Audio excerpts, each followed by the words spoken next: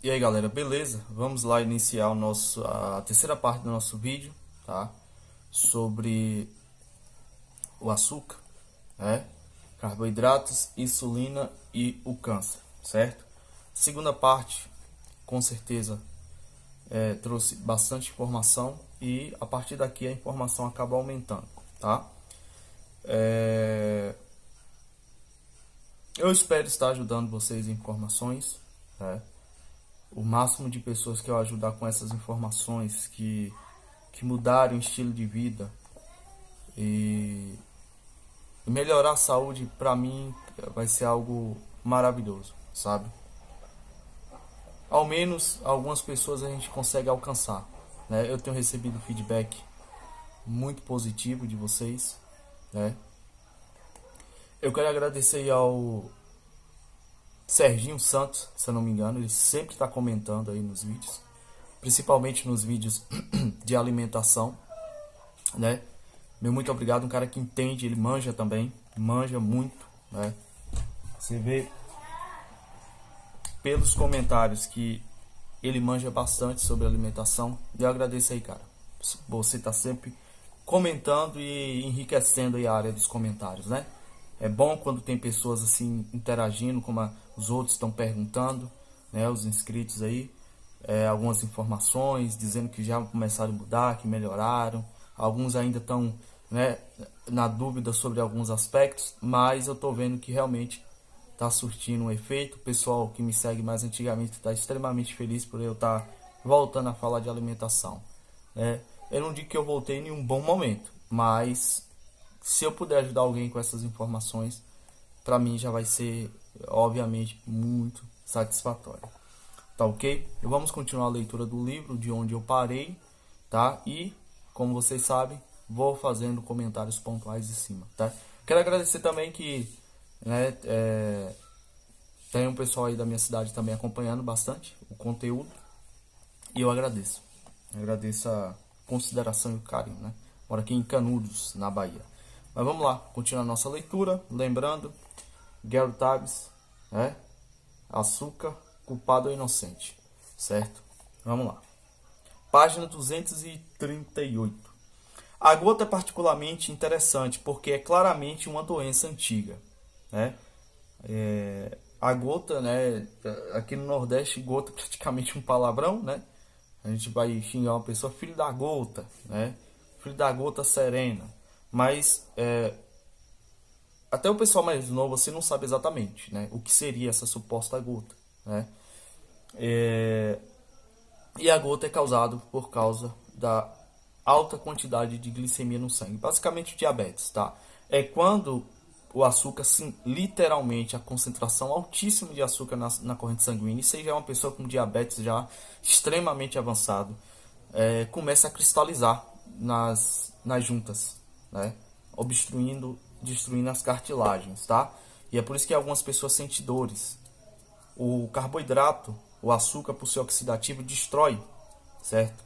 As cartilagens, o colágeno, tá? E por isso você sente dor nas articulações por causa do açúcar. É o relato mais comum. Parei de comer açúcar, as dores sumiram. A gota é o estágio mais avançado, é como se o açúcar cristalizasse de fato, principalmente nas pontas, né, e principalmente no dedo, e causa uma dor absurda, como se fosse agulha dentro da carne. Isso é a gota, tá? É bem absurda essa doença. Sinais de seus estragos podem ser vistos em restos de esqueletos e em múmias egípcias de 7.000 anos atrás. Veja bem o tempo que já existia. E, no entanto, por que logo no Egito? É interessante. Eu nem me lembro se ele vai falar isso aqui, exatamente aqui, mas eu acredito que ele possa falar algo. O Egito foi o primeiro país no mundo, né, lá na época antiga, primeira civilização, a implementar a agricultura moderna, o consumo de grãos, de farináceos. É à toa isso? Com certeza não é. A ligação é direta, né? Vamos lá. Sinais de seus estragos podem ser vistos em restos de esqueletos e em múmias egípcias de 7.000 anos atrás. E, no entanto, também é a primeiríssima doença crônica a ser indisputavelmente ligada a dietas de estilo de vida relativamente modernos. Relativamente, porque você vê que já tem há muito tempo. particularmente o consumo em excesso, independentemente de como o chamemos, né? Falar, mas o que não pode é o excesso. O que seria o excesso de carboidrato? Aí é que está a questão. Ninguém consegue chegar a nenhum consenso. O mais seguro que a gente sabe, assim, por prática, é manter em torno de 20 a 30% da alimentação total, manter em carboidrato. E ainda assim, escolhendo os carboidratos com maior densidade nutricional, tá? Que seriam os vegetais, algumas frutas, certo? A gota raramente é assunto na mídia e, no entanto, é mais prevalente do que nunca. Um exemplo, a gota mesmo é a doença do pai do Chris. Não tem, você já assistiu o seriado? Né? Todo mundo odeia o Chris, seriado que eu gosto bastante. Você vê que o pai dele tem essa doença. Porque na época é interessante aquele seriado, porque aquele seriado relata, né, esses problemas sociais ali dos Estados Unidos na década de 70, 80. E a gota era uma doença muito crescente na população naquela época. Porque foi quando a dieta coração começou a assumir ali a dianteira e o pessoal passou a consumir muito mais carboidrato mesmo assim, de manhã até de noite. Então a prevalência de gota aumentou bastante nesse período. E é interessante que o seriado ele traz o reflexo disso para, né, a realidade. A gota raramente é assunto da mídia e, no entanto, é mais prevalente do que nunca. Pesquisas recentes sugerem que quase 6% de todos os homens americanos acima de 20 anos sofrem de gota e mais de 2% das mulheres. A proporção aumenta com a idade, para mais de 9% dos homens, e das mulheres acima dos 70 anos é mais de 12%. Quer dizer, a mulher idosa ela acaba, de certa forma, sofrendo mais com gota do que o homem idoso, né? Enquanto o homem jovem ele sofre mais de gota. Acima dos 80 anos. Quase 1 a cada 8, a prevalência de gota mais do que dobrou dos anos 1960 até os anos 1990, né? Período lá do seriado. Associado com o crescimento da obesidade e na diabetes, parece ter aumentado estavelmente desde então. A patologia da gota é compreendida desde meados do século XIX, quando o médico britânico Alfred Garrod identificou o componente chamado ácido úrico, e aí é onde muitos vão botar carne como vilão e não é, tá? Como agente cítrico. O ácido úrico se acumula na circulação, hiperuricemia, ao ponto de saturar, como um químico diria, e se cristalizar, né, em cristais de urato no formato de agulhas. Terrível, né? Esses cristais então se deslocam nos tecidos moles e nas juntas das extremidades, né? Classicamente o dedão do pé e causa inflamação, inchaço e uma dor excruciante que foi memoravelmente descrita pelo bom vivante do século XVII, Sidney Smith, século XVIII, como a dor de se caminhar sobre os olhos de alguém. A questão então se tornaram de onde o ácido úrico vem e por que há tanto dele, né? Como o ácido úrico em si é um produto de quebra do composto da proteína conhecido como purina, blocos de construção dos aminoácidos, entre outros, e como as purinas são encontradas de forma mais concentrada na carne, né? Supôs-se por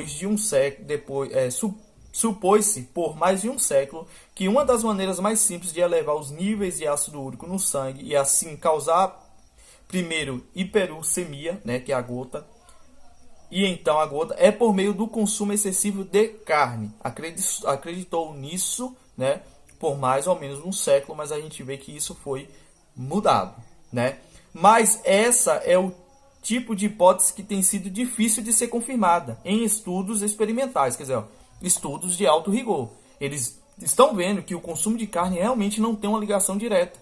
Apesar de a carne ter purina, mas a purina é um resultado final, não é um resultado que é causado pela carne, é um resultado que é causado entendeu? Na carne, não é a carne que causa, mas fatores externos causam isso na carne, né?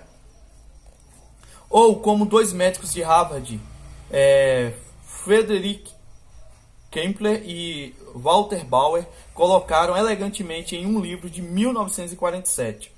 É uma circunstância das mais deploráveis que esses ensinamentos, que são envoltos pela semissantidade de uma herança longa e venerável, nunca tenham sido testados por uma análise estática abrangente de dados clínicos ou por um experimento adequado. Quer dizer, ele dizendo o quê? deduziu-se que foi a carne e não houve nenhum experimento de fato que comprovasse. Ele só fala assim, ó, a carne vermelha tem purina, então se eu comer carne vermelha, eu vou ter um aumento de purina. É a mesma lógica idiota que eles usam. Se eu comer gordura, eu vou engordar. Porque quando eu engordo, aumenta o índice de gordura no corpo. E não é assim que funciona, né? O sistema não é assim. Mas futuramente a gente vai tratar sobre isso também, com certeza. Continuando. Ocorre que uma dieta quase vegetariana tem provavelmente apenas um efeito modesto nos níveis de ácido úrico. Pelo menos na comparação com uma dieta tipicamente americana. Raramente suficiente para desenvolver níveis altos de ácido úrico à normalidade. E há pouca evidência de que tais dietas confirmadamente reduzem a incidência de ataques de gota nos doentes. É por isso que dietas livres de purina não são mais prescritas para o tratamento de gota, como o médico e o bioquímico Irving Fox percebeu em 1984 por causa da sua ineficácia e sua pequena influência nos níveis de ácido úrico. Então eles descobriram o quê? Beleza, se a pessoa tem ácido úrico elevado e o ácido úrico elevado no final, né, gera a gota, então o que, é que a gente vai fazer? A gente vai diminuir ou prescrever uma dieta que não tem ácido úrico, correto? Beleza, qual foi o resultado que eles chegaram? Não adiantou, então não era carne. Eles tinham de fato que descobrir o que é que estava causando o aumento de ácido úrico. E é assim que se faz estudos. Vamos lá. A incidência de gota em vegetarianos ou em quase vegetarianos sempre foi significativa e muito mais alta do que se costuma imaginar, né? Como Bauer e Klemperer escreveram, observando que uma estimativa de meados do século colocava a incidência de gota na Índia, quer dizer, na Índia, cuja população basicamente é totalmente vegetariana, né? Cuja população é em geral vegetariana e abstêmia. Em 7% comer mais proteína, que é claro, é encontrada em níveis altos na carne vermelha. Aparentemente aumenta a excreção de ácido úrico dos rins. E ao fazê-lo, documentalmente diminui o nível. Tá? Diminui, olha que interessante. O nível de ácido úrico no sangue. Quer dizer, o que eles chegaram à conclusão é que comer carne vermelha aumenta a excreção de ácido úrico dos rins. E ao fazê-lo, documentalmente diminui, tá? Foi documentado isso, o ácido úrico no sangue. Quer dizer, comer a carne vermelha diminui o ácido úrico no sangue. Que bizarro! Mas não era a carne vermelha que causava todos os problemas? Você vê que não é, né? Mas vamos chegar à conclusão. Isso significa que a hipótese de carne gota é muito controversa. Tipo, não faz sentido. O alto conteúdo de proteína das carnes poderia ser benéfico, ainda que as purinas não o sejam, né? Se a carne não é o problema e esses abstêmios sugerem que o álcool sozinho não consegue explicar a presença de gota, então o que é? Qual é o problema da gota? O que causa a gota? Vamos lá. A primeira pista é a associação entre gota e todo o espectro de doenças ocidentais e entre a hiperuricemia e as anormalidades metabólicas da resistência insulínica e da síndrome metabólica, que é causado, você já sabe, síndrome metabólica, insulina alta, hiperinsulinemia, açúcar, carboidrato, né? Quando eu falo açúcar, carboidrato, sempre lembrar para vocês. No século passado, a gota manifestava todos os padrões conhecidos, cronológico e geograficamente, das doenças ocidentais, né? Então, tipo, quando se tinha uma gota, é porque a pessoa ela já tinha aumentado a insulina, aumentado os triglicerídeos, aumentado a pressão, ganhado massa corporal, né? E o quinto fator, que agora eu me esqueci, e aí nisso gerava o diabetes, mais sobrepeso, e aí vinha a gota. Então, tinha todo esse marcador para gerar a gota. Já era para deduzir desde cedo, né? Em populações primitivas que ingeriam dietas tradicionais, a gota era virtualmente desconhecida. O que é essas dietas tradicionais? Se você está acompanhando desde o primeiro vídeo dessa série, bastante proteína e gordura animal, que era o tradicional aí nessas tribos ou populações de dietas primitivas. Ou pelo menos passava sem ser relatado. Em 1947, Trauer relatou que a doença era tão rara na África Oriental que ele nunca havia visto pessoalmente um caso em um africano nativo, e nem sequer lera sobre nos seus primeiros 17 anos de clínica, quando finalmente tratou um nativo de Ruanda por causa da gota. Trauer achou suficientemente notável o ponto de publicar um relatório do caso no East African Medical Journal. Até mesmo nos anos 60, registros dos hospitais do Quênia e de Uganda sugeriam uma incidência de gota mais baixa do que um caso a cada 1000 entre os nativos africanos. E veja bem, a partir dos anos 50, 60, 70, eles começaram a se alimentar com a dieta ocidental, ou seja, bastante carboidrato. Ao final dos anos 70, porém, os níveis de ácido úrico na África estavam aumentando com a ocidentalização e a urbanização, ao passo que a incidência tanto da hiperuricemia quanto da gota entre ilhéus do Pacífico Sul estava disparando. Em 1975, o reumatologista da Nova Zelândia, B.S. Rose, um colega de Ian Prior, descreveu a população nativa do Pacífico Sul como uma grande família afligida pela gota. A gota tem sido associada à obesidade desde a época do Hipócrates. Olha Hipócrates aqui, que o doutor Lai cita. Entendeu? O pessoal tem conhecimento. O problema é que assim, a informação no Brasil, né, tem chegado de 5 anos para cá. Né? E essa associação é a origem da suposição de que a vida faltosa e os apetites excessivos são a causa. Homens com gota há muito tempo são relatados como sofrendo de índices mais altos de asterosclerose e hipertensão, que são causadas pelo sobrepeso, pelo diabetes, AVCs e doenças cardíacas coronarianas. São causas comuns de morte. A diabetes também é comumente associada com a gota. Em 1951, pesquisadores de Harvard relataram que os níveis de ácido úrico subiam com o peso. Não é carne, hein? E que os homens que sofrem ataques cardíacos eram 4 vezes mais propensos a serem hiperuricêmicos do que... vamos lá.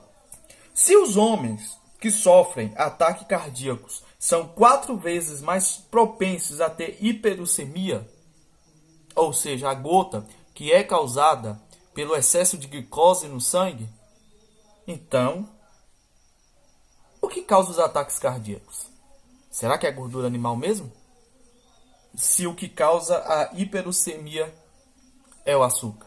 Vocês percebem, cara, que todo o quadro de doença patológica crônica está ligado com o alto consumo de carboidrato? Estão nos envenenando com doçuras a cada dia. A cada dia. Eu quero realmente atingir o máximo de pessoas possíveis com essas informações. Isso levou uma série de estudos nos anos 60. À medida que pesquisadores clínicos pela primeira vez ligaram hiperuricemia à intolerância à glicose e triglicerídeos altos, isso aqui no caso é a resistência insulínica, tá? A intolerância à glicose. E mais tarde a níveis altos de insulina e a resistência insulínica, nos anos 1990, Gerald Haven de Stanford, entre outros, relatou que a resistência insulínica e a hiperuricemia aumentavam os níveis, né, hiperinsulinemia, tá, que é a resistência insulínica, a insulina muito alta, tá, aumentava os níveis de ácido úrico, aparentemente ao diminuir a excreção de ácido úrico pelos rins, né, retia mais na corrente sanguínea. Parece que a modulação da concentração do soro de ácido úrico pela resistência insulínica acontece no nível do rim. Raven escreveu: portanto, quanto mais insulino resistente for um indivíduo, quanto maior a insulina dele, mais alta a concentração de soro de ácido úrico. Certo? O indício que aponta o açúcar ou a frutose como causa principal da gota é duplo. Tá? Tanto as frutas, frutose, tá? O açúcar das frutas, quanto o açúcar comum. Gidão, eu não posso comer nenhuma fruta mais, meu Deus do céu. Calma, gente, calma. Eu vou chegar nesses pontos, tá? Com calma a gente chega lá. Não é bem assim. Pode se consumir, tá? Ainda mais se fizer as outras mudanças que precisam ser mudadas, principalmente aí, tirando os grãos, principalmente o trigo, tá certo? Dá pra você fazer as coisas com inteligência e bacana. Eu, assim, particularmente, aqui eu tô falando de mim, tá? eu não estou mais na low carb. Eu rigidão. Não. Eu gosto de excelência. Eu gosto de sempre estar um nível a mais. Eu pratico a carnívora, tá? Na medida do possível, eu pratico a carnívora. Não tá ainda do jeitinho que eu quero, mas eu vou chegar lá.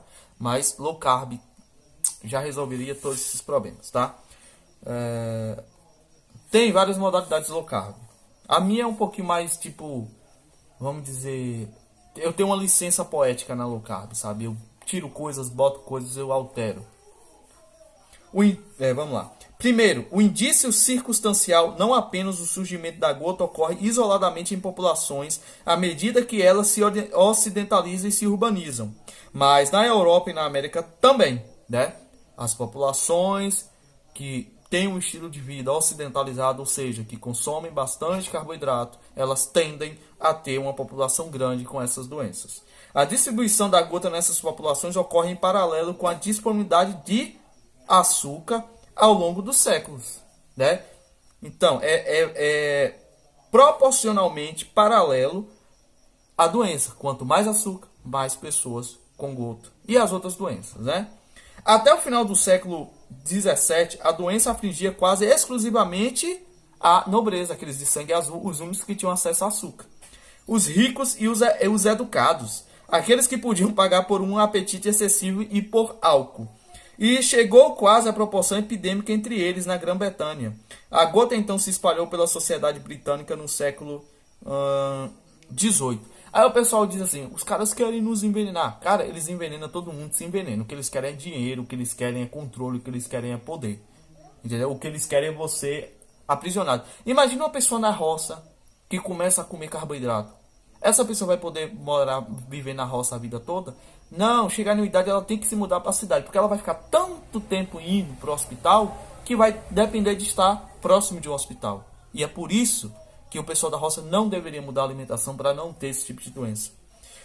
Historiadores se referem a isso como a onda da gota, e ela ocorre intimamente em paralelo ao nascimento e ao desenvolvimento da indústria do açúcar britânico, e a transformação do açúcar, tomando emprestado mais uma vez a frase de Sidney Mitz, de um luxo dos reis para o luxo sublime dos plebeus. O segundo indício é bem menos circunstancial. O componente frutose dos açúcares aumenta os níveis de soro de ácido úrico. O aumento impressionante desses níveis devido a uma infusão de frutose foi relatado pela primeira vez em finais da década de 60 por pesquisadores finlandeses que se referiram a isso como hiperuricemia induzida pela frutose, né? Deixa eu ler aqui o rodapé. Parte dessa onda de gota também pode ter sido causada pela contaminação de chumbo nos vinhos fortificados, vinho do Porto, por exemplo, que eram consumidos na época, né? Aí ele está falando da época em específico. Então você vê que não há nenhuma manipulação, não. Poderia haver outros fatores? Poderia. Não foi descartado. Mas lembrando que isso aconteceu em toda a população. Correto? Continuando a leitura. Isso foi seguido por uma série de estudos no final dos anos 80, que confirmavam a existência do efeito e relatavam a variedade de mecanismos bioquímicos por meio das quais esse efeito acontecia. Quando a frutose é metabolizada no fígado, e esse é o problema da frutose, tá? Eu vou explicar qual é o problema da frutose. Quando a gente ingere carboidrato, esse carboidrato ele vai ser transformado em glicose pelo nosso intestino, ele vai para a corrente sanguínea. Quando ele vai para a corrente sanguínea, o nosso pâncreas libera, tá?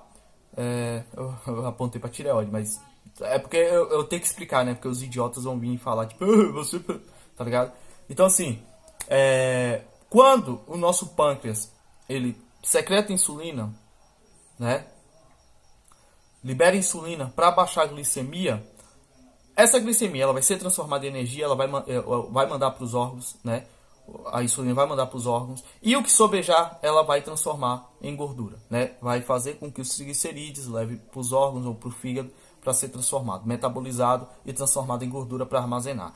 A frutose tem um problema sério, ela vai direto para o fígado, sem alertar a insulina nem nada. E aí é onde acontecem os casos crescentes de cirrose não hepática, certo? Que é quando você tem um fígado gorduroso, mas não é por alcoolismo, Aí a pessoa pergunta, mas eu não bebo, como é que eu tenho cirrose? Pois é, suquinho demais que você tá tomando aí e ainda fica metendo colher de açúcar dentro, é o problema, tá? É o problema. Vamos continuar nossa leitura. Pronto. Quando a frutose é metabolizada no fígado, por exemplo, acelera a quebra de uma molécula chamada ATP, que é a fonte primária de energia, né? Quem acompanha o Dr. Laí Ribeiro já ouviu muito isso aqui. Para reações celulares e é carregada de purinas. A ATP significa trifosfato de adenosina. A adenosina é uma forma de adenina, uma purina. Isso, por sua vez, aumenta a formação de ácido úrico. O álcool aumenta os níveis de... Quer dizer, naturalmente, em produzir a ATP, o nosso corpo produz purina. Aí você consome o açúcar, que vai produzir mais ainda, sabe? Aí é que está o problema. Porque o nosso corpo tem purina naturalmente, isso é normal. O excesso é que causa os problemas.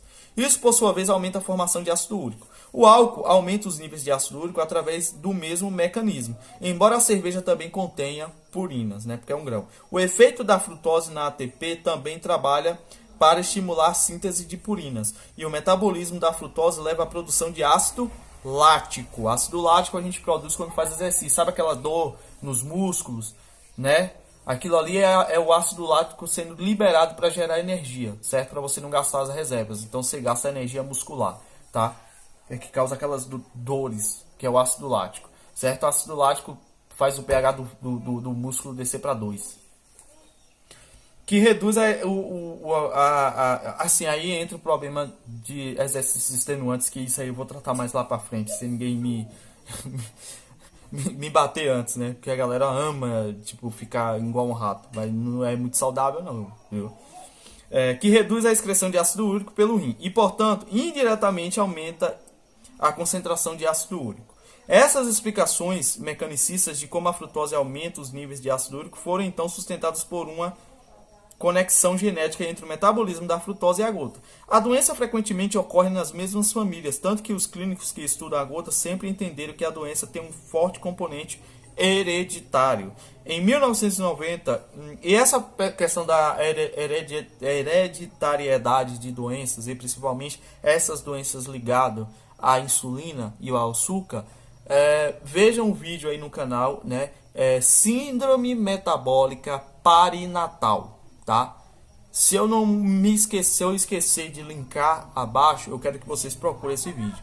Síndrome metabólica perinatal, tá? É um vídeo que tem quase um ano aí no canal, mas tá em consonância com este assunto aqui. Em 1990, uma colaboração liderada por Edward Segmiller e um pioneiro na pesquisa sobre gota nos Estados Unidos, e George Hader, que mais tarde se tornaria diretor do Conselho de Pesquisa Médica do Reino Unido, relatou que a explicação para essa associação familiar parece ser um defeito muito específico nos genes, que regulam o metabolismo da frutose. Indivíduos que herdam esse defeito vão ter problemas em metabolizar a frutose e, portanto, nascerão com predisposição para a gota. Isso sugeria a possibilidade dos pesquisadores concluíram Isso sugeria a possibilidade.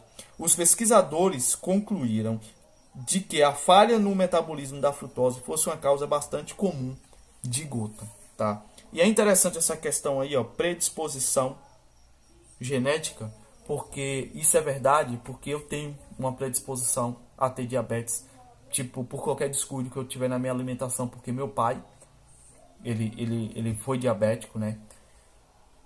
Com a alimentação ele controla bem, e meu avô basicamente morreu por causa disso. Um tio meu também há 5 anos morreu por causa disso, né? Então, tipo, eu tenho uma facilidade muito grande de diabetes, até de ganhar peso, se eu passar a comer bastante carboidrato.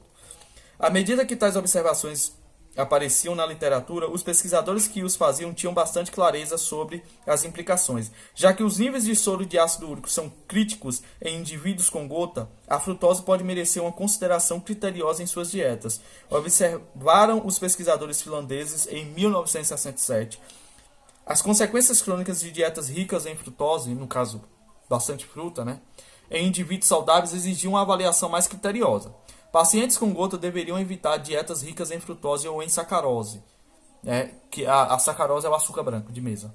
explicava um artigo sobre a nutrição e gota em 1984. Porque a frutose pode acelerar índices de síntese de ácido úrico, bem como levar a uma produção aumentada de triglicerídeos, que significa o quê?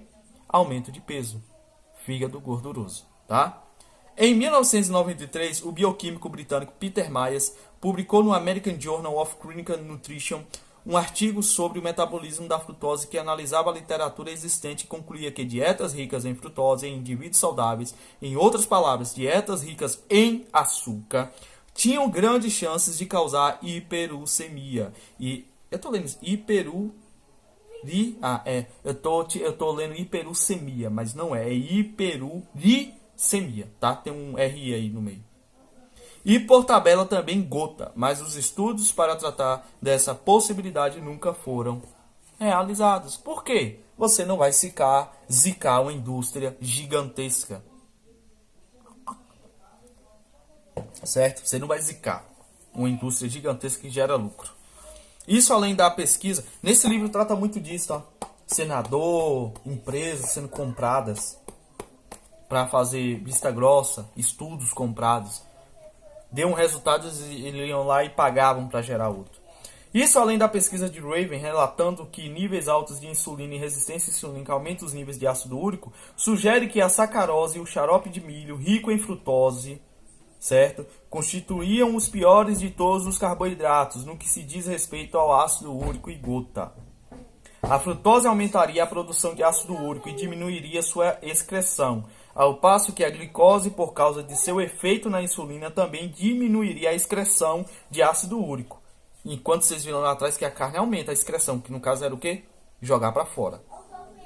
O carboidrato, a insulina alta, diminui a excreção, então fica na sua corrente sanguínea que causa os problemas. Seria razoável, portanto, admitir, ou pelo menos especular, que o açúcar é uma causa provável da gota. E que o padrão de consumo do açúcar explica o surgimento e a distribuição da doença. A hipótese só foi sinceramente considerada nos últimos anos, depois de um monte de gente se ferrar, né? Como sempre. E até hoje não é difundido. Os pesquisadores da área de nutrição interessados em gota focaram-se quase que exclusivamente no consumo de álcool e carne. Sempre nos fatores errados, sempre culpando o que não tem culpa. A crença histórica de que indivíduos com gota, em especial indivíduos com gota que são obesos, deveriam evitar carne e álcool, se encaixa bem na prescrição alimentar dos anos 70 em diante, que é a dieta coração do doutor. Esse aí é o grande culpado, vai pagar caro diante de Deus. Levou muita gente pro caixão antes do tempo. Tá lá, quando eu for fazer os vídeos em cima do vídeo da Nina Teicholz, né, Gordura Sem Medo, vocês vão conhecer esse doutor aqui dos anos 70 que revolucionou pro mal a dieta americana, que hoje tá aí em todo mundo, essa dieta ocidentalizada, né? A hipótese de açúcar frutose foi ignorada, mas como sempre, né? Mais uma vez por causa de uma questão de momento. Em meados dos anos 60, a indústria farmacêutica desenvolveu uma droga barata, sempre, né? Eles criam um problema e depois traz a solução, chamada allopurinol, que podia baixar os níveis de ácido úrico, que podia ser usado por pacientes com gota para evitar crises futuras de doença. Não era só recomendar tirar o açúcar, gente. Você vê como eles trabalham. É igual diabetes, não é só tirar os carboidratos. Mas não, tem que passar remédio. Entendeu? Tem que lucrar com o troço. Os pesquisadores clínicos, cujos laboratórios estavam dedicados a estudar os mecanismos, laboratórios que são mantidos pela indústria, o mecanismo da gota e o metabolismo das purinas, começaram a focar seus esforços em entender as nuances da terapia. Tá? Da terapia. Aí eles investem dinheiro com o allopurinol. Aí eles investem dinheiro, porque vai vender. Ou em aplicar as novas técnicas de biologia molecular, a genética da gota e de desordens raras de hiperuricemia, ou do metabolismo de purinas. Estudos nutricionais simplesmente não eram considerados dignos de tempo desses estudiosos. E não por outra razão, porque o allopurinol surgira para permitir que as pessoas sofrendo de gota comessem ou bebessem o que quisessem. Peixe morre pela boca, sempre assim. Né? Em desenvolvimento, coincidiu com o surgimento de pesquisas sobre hiperuricemia induzida por frutose nos anos frutose. Nos anos 80, quer dizer, ó, quer dizer, o remédio coincidiu com o surgimento de pesquisas que indicavam que era causado pela frutose. Aí os caras vêm com remédio. Pra quê? Pra continuar vendendo açúcar. E manter o gado doente e ganhando, lucrando dinheiro com isso.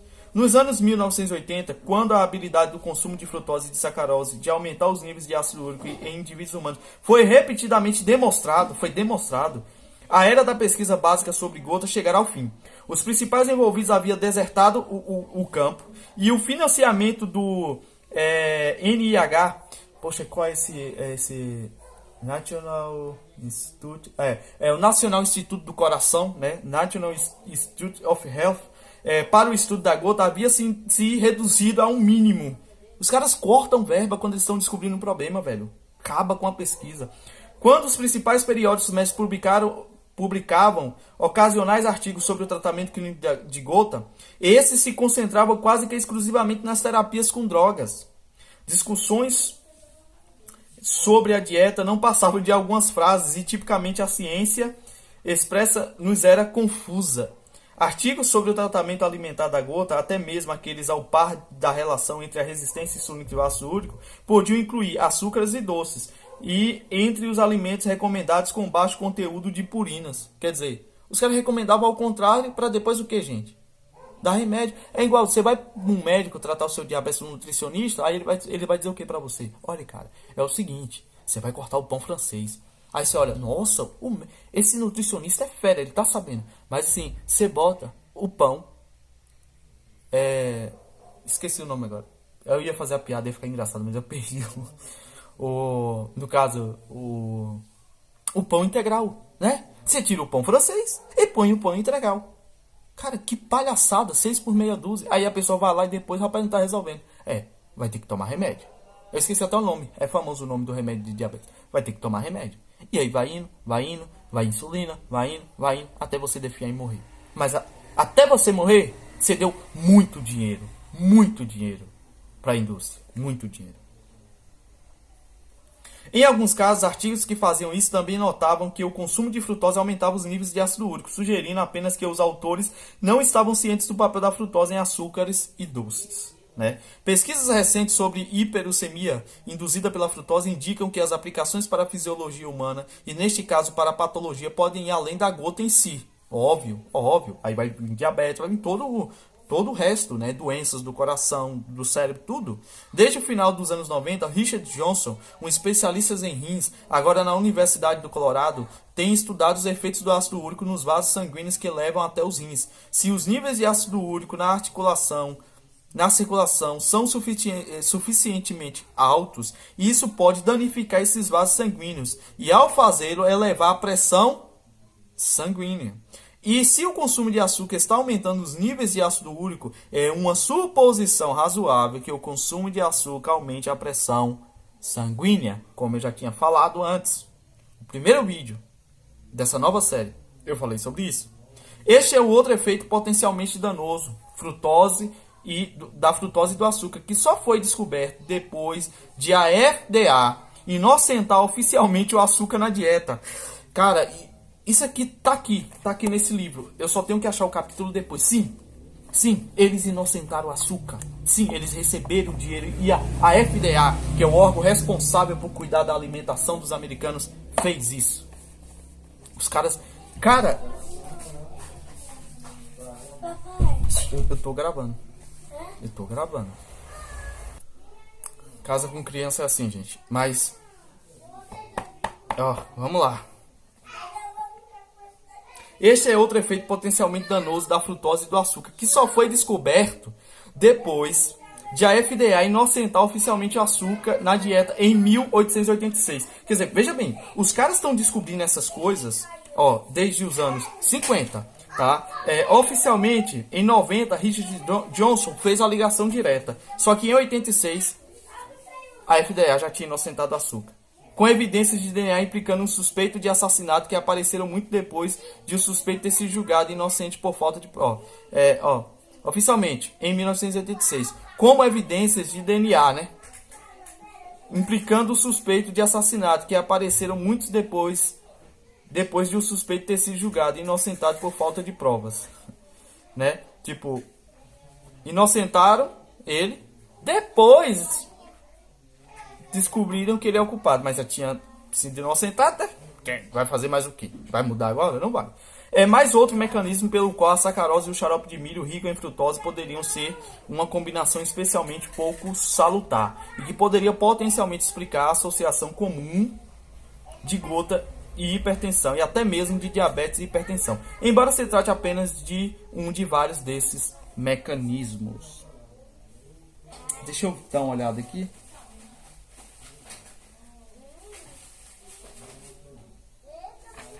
Então, a gente no próximo vídeo vai entrar, sabem em quê? Hipertensão. Eu só vou ler o último trecho pra gente finalizar o vídeo, porque já passou até do teu. Eu tava programando entre 30 e 35 minutos cada capítulo desse, cada vídeo. Mas deixa eu finalizar o pensamento aqui, ó. Durante 50 anos, a opinião consensual da comunidade médica foi de que o gatilho alimentar da hipertensão é o consumo de sal. Grave isso aí. No próximo vídeo, hipertensão. Pô, Gideão, você ainda não falou do câncer. Vamos chegar lá. Todos esses problemas, sobrepeso, hipertensão, AVC, derrame, Parkinson, tudo, câncer, tudo está relacionado com açúcar. Mas vamos chegar lá, certo? Para quem quiser. Gideão, pelo amor de Deus, mas eu quero saber como comer. Calma. São alguns dias eu publicando o vídeo e a gente vai entrar sobre a comida. Mas vocês já sabem. Já estão cantando a bola, né? Eu já tenho citado isso, entendeu? Já tenho citado, mas vocês já sabem. Então, gente, é isso aí. Eu quero agradecer, a todos vocês que estão acompanhando. Por favor, compartilhem. Eu nunca pedi para vocês compartilharem nenhum outro vídeo. Eu estou pedindo encarecidamente para vocês. Não compartilhem terra plana, não compartilhem de nada. Eu só quero que vocês compartilhem esses vídeos aqui. Foquem nesses vídeos aqui que eu estou fazendo sobre alimentação, tá? É um presente que vocês me dão. É um presente, é um consolo, é um conforto pelas coisas que está acontecendo, tá? Eu não quero ficar me repetindo. Infelizmente, a gente acaba não recebendo boas notícias, né? Mas foquem nisso aqui. Compartilhe, mande para um amigo, para um irmão. Isso vai ajudar, vai salvar vidas, com certeza. Se livrem do carboidrato, por favor, tá? É informação demais. Se eu tiver que ler esse livro todo para convencer alguém, se eu tiver que ler os outros livros que eu tenho aqui para convencer vocês, fazendo todas as ligações possíveis, eu vou fazer. Mas, para pessoas inteligentes, esse pouco que eu já estou fazendo aqui, eu sei que basta. Tá? Então é isso aí, galera. Meu projeto continua do carrinho. Quem quiser me ajudar, vai estar aí a informação da conta, WhatsApp, e-mail, se vocês quiserem falar diretamente comigo, tá? Tirar alguma dúvida, perguntar, podem ficar à vontade. Desde já agradeço a atenção de todos vocês e esperem os próximos capítulos, tá certo? Valeu e até o próximo vídeo.